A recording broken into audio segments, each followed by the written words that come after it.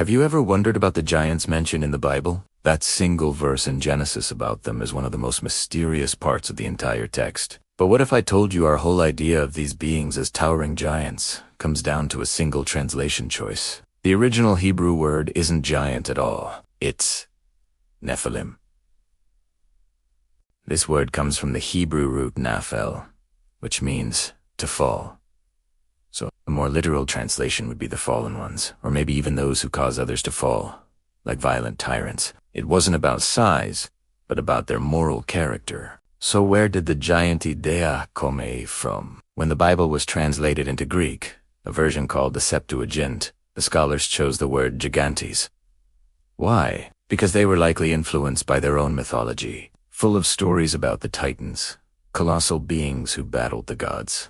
This simple choice completely shifted the meaning, changing the perception from fallen moral beings to massive physical beings. What's really fascinating is how archaeology has shed light on this ancient belief. For centuries, people all over the Greek and Roman world would unearth enormous bones. They naturally assumed these were the remains of ancient heroes or, you guessed it, giants.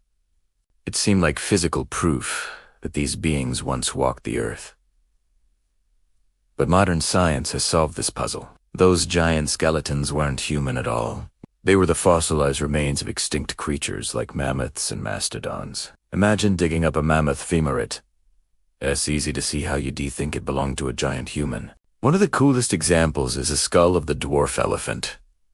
These were found around the Mediterranean. A dwarf elephant skull has a large, single nasal cavity right in the center, where the trunk would have been. To an ancient person who had never seen an elephant, what would that look like? A single, giant eye socket.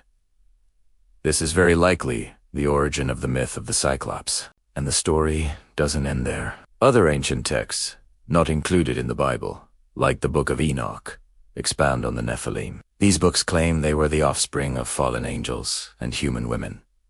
They weren't just big. They were said to have taught humanity forbidden knowledge. Things like metallurgy, for making weapons, and even cosmetics.